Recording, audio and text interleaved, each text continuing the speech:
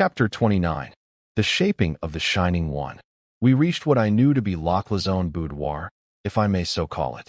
Smaller than any of the other chambers of the domed castle in which we had been, its intimacy was revealed not only by its faint fragrance, but by its high mirrors of polished silver and various oddly wrought articles of the feminine toilet that lay here and there.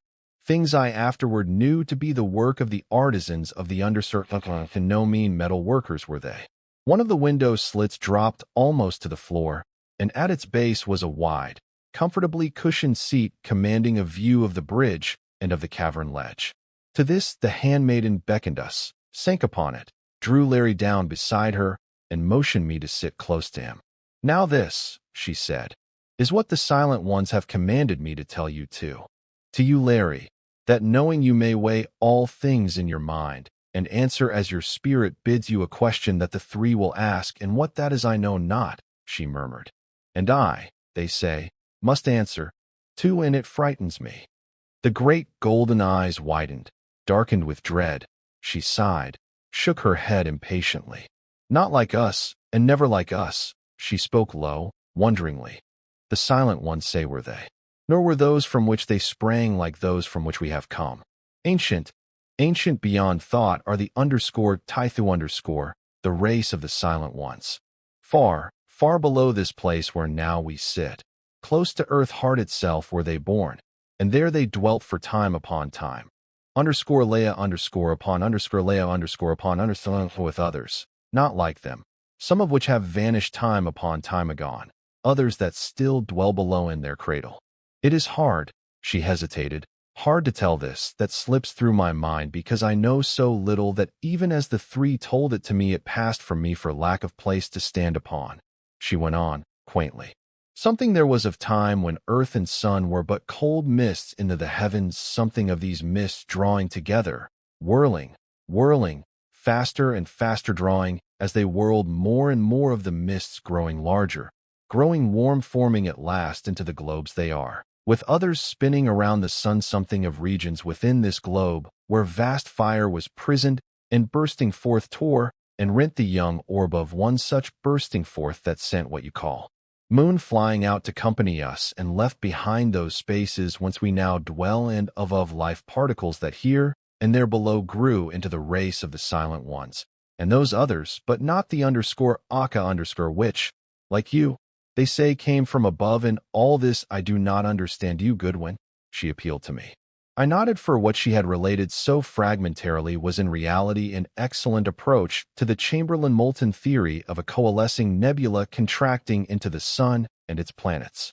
Astonishing was the recognition of this theory. Even more so was the reference to the life particles, the idea of Arrhenius, the great Swede, of life starting on Earth through the dropping of minute, life spores propelled through space by the driving power of light, and, encountering favorable environment here, developing through the vast ages into man and every other living thing we know. 1. Nor was it incredible that in the ancient nebula that was the matrix of our solar system similar, or rather dissimilar particles in all but the subtle essence we call life, might have become entangled and resisting every cataclysm as they had resisted the absolute zero of outer space. Found in these cavern spaces their proper environment to develop into the race of the Silent Ones, and only they could tell what else. They say, the handmaiden's voice was surer, they say that in their cradle near earth's heart they grew untroubled by the turmoil and disorder which flayed the surface of this globe. And they say it was a place of light, and that strength came to them from earth heart, strength greater than you, and those from which you sprang ever derived from sun. At last, ancient beyond all thought, they say again, was this time they began to know, to realize themselves. And wisdom came ever more swiftly, up from their cradle, because they did not wish to dwell longer with those others, they came and found this place. When all the face of earth was covered with waters in which lived only tiny, hungry things that knew not save hunger and its satisfaction. They had attained wisdom that enabled them to make paths such as we have just traveled, and to look out upon those waters, and upon further after. Time upon time, they went upon the paths and watched the flood recede, saw great bare flats of steaming ooze appear on which crawled and splashed larger things which had grown from the tiny hungry ones, watched the flats rise higher and higher and green life begin to clothe them, saw mountains uplift and vanish.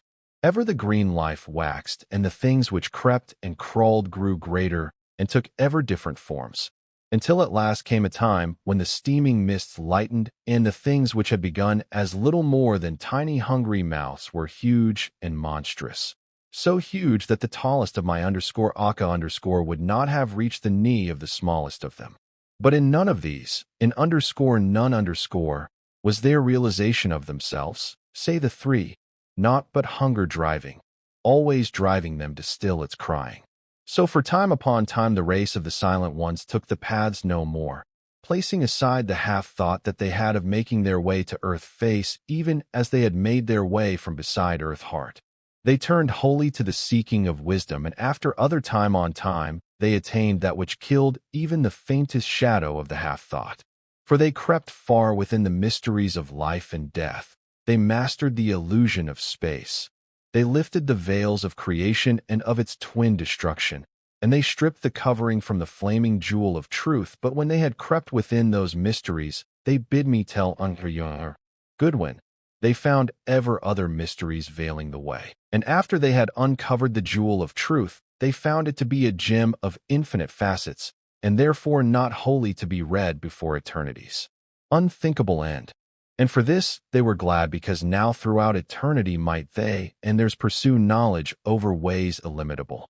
They conquered light that sprang at their bidding from the nothingness that gives birth to all things, and in which lie all things that are, have been, and shall be. Light that streamed through their bodies, cleansing them of all dross. Light that was food and drink. Light that carried their vision afar, or bore to them images out of space, opening many windows through which they gazed down upon life on thousands of the rushing worlds. Light that was the flame of life itself, and in which they bathed, ever renewing their own. They set radiant lamps within the stones, and of black light they wove the sheltering shadows, and the shadows that slay.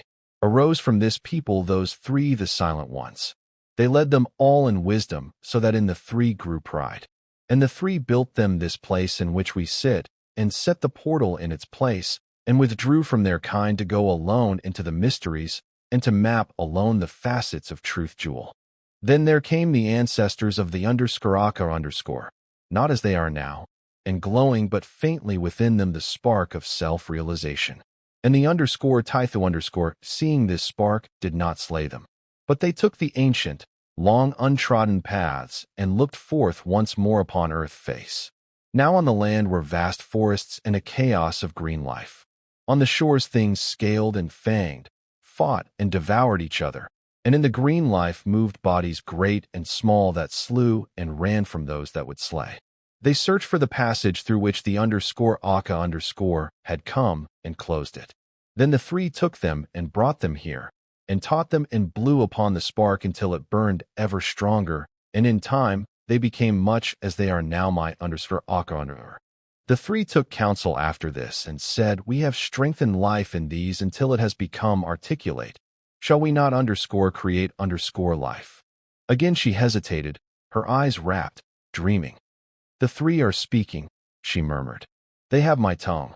And certainly, with an ease and rapidity as though she were but a voice through which minds far more facile, more powerful poured their thoughts, she spoke.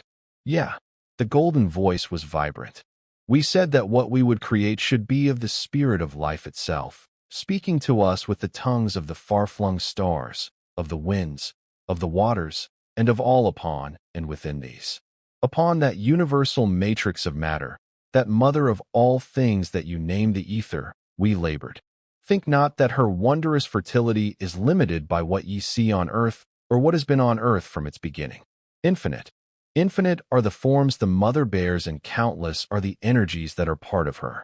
By our wisdom, we had fashioned many windows out of our abode, and through them we stared into the faces of myriads of worlds, and upon them all were the children of ether, even as the worlds themselves were her children. Watching we learned, and learning we formed that ye term the dweller, which those without name the shining one. Within the universal mother we shaped it, to be a voice to tell us her secrets, a lamp to go before us lighting the mysteries. Out of the ether we fashioned it, giving it the soul of light that still ye know not nor perhaps ever may know, and with the essence of life that ye saw blossoming deep in the abyss, and that is the pulse of earth heart we filled it. And we wrought with pain and with love, with yearning and with scorching pride, and from our travail came the shining one our child. There is an energy beyond and above ether, a purposeful, sentient force that laps like an ocean the furthest flung star, that transfuses all that ether bears, that sees and speaks and feels in us and in you, that is incorporate in beast and bird and reptile, in tree and grass and all living things, that sleeps in rock and stone, that finds sparkling tongue in jewel and star and in all dwellers within the firmament. And this ye call consciousness. We crown the shining one with the 7 orbs of light which are the channels between it and the sentience we sought to make articulate, the portals through which flow its currents, and so flowing, become chode, vocal, self-realizant within our child. But as we shaped, there passed some of the essence of our pride. In giving will we had given power, perforce, to exercise that will for good or for evil, to speak or to be silent, to tell us what we wished of that which poured into it through the 7 orbs, or to withhold that knowledge itself. And in forging it from the immortal energies we had endowed it with their indifference. Open to all consciousness, it held within it the pole of utter joy and the pole of utter woe, with all the arc that lies between, all the ecstasies of the countless worlds and suns and all their sorrows, all that ye symbolize as gods and all ye symbolize as devils, not negativing each other, for there is no such thing as negation, but holding them together, balancing them, encompassing them, pole upon pole. So this was the explanation of the entwined emotions of joy and terror that had changed so appallingly Throckmorton's face and the faces of all the dwellers' slaves. The handmaiden's eyes grew bright, alert, again, the brooding passed from her face. The golden voice that had been so deep found its own familiar pitch. I listened while the 3 spoke to you, she said. Now the shaping of the shining one had been a long travail, and time had flown over the outer world For a space the shining one was content to dwell here, to be fed with the foods of light, to open the eyes of the 3 to mystery upon mystery, and to read for them facet after facet of the gem of truth. Yet as the tides of consciousness flowed through it, they left behind shadowings and echoes of their burdens, and the shining one grew stronger, always stronger of itself within itself. Its will strengthened, and now not always was it the will of the 3, and the pride that was woven in the making of it waxed, while the love for them that its creators had set within it waned. Not ignorant were the Tithu of the work of the 3. First there were a few, then more and more who coveted the shining one, and who would have had the 3 share with them the knowledge it drew in for them. But the silent ones in their pride would not. There came a time when its will was now all its own, and it rebelled, turning its gaze to the wider spaces beyond the portal, offering itself to the many there who would serve it, tiring of the 3, their control, and their abode. Now the shining one has its limitations, even as we. Over water it can pass, through air and through fire, but pass it cannot, through rock or metal. So it sent a message, how I know not, to the Tithu who desired it, whispering to them the secret of the portal. And when the time was ripe, they opened the portal, and the shining one passed through it to them. Nor would it return to the 3 though they commanded. And when they would have forced it, they found that it had hived and hidden a knowledge that they could not overcome. Yet by their arts the 3 could have shattered the 7 shining orbs, but they would not, because they loved it. Those to whom it had gone built for it that place I have shown you, and they bowed to it, and drew wisdom from it. And ever they turned more and more from the ways in which the Tithu had walked, for it seemed that which came to the shining one through the 7 orbs had less and less of good, and more of the power you call evil. Knowledge it gave, and understanding, yes, but not that which, clear and serene, lights the paths of right wisdom. Rather were they flares pointing the dark roads that lead to the ultimate evil. Not all of the race of the three followed the counsel of the Shining One. There were many, many, who would have none of it nor of its power.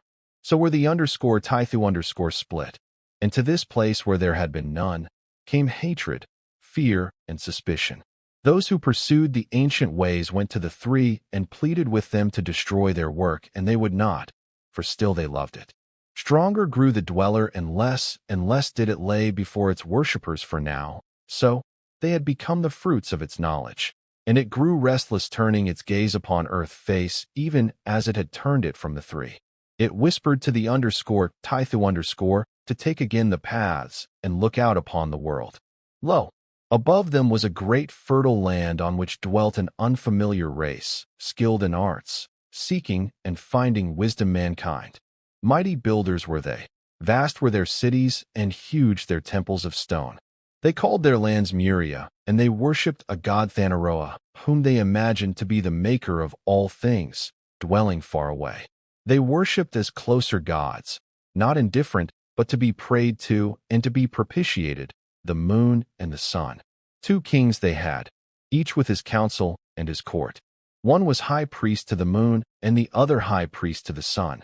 The mass of this people were black-haired, but the Sun King and his nobles were ruddy with hair like mine, and the Moon King and his followers were like Ular Lugar.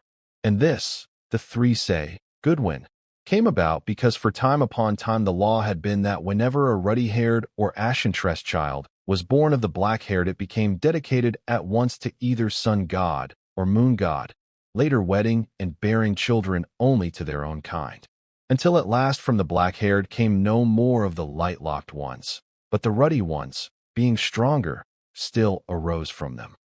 1. Professor Svante August Arrhenius, in his underscore worlds in the making underscore the conception that life is universally diffused, constantly emitted from all habitable worlds in the form of spores which traverse space for years and ages, the majority being ultimately destroyed by the heat of some blazing star, but some few finding a resting place on globes which have reached the habitable stage.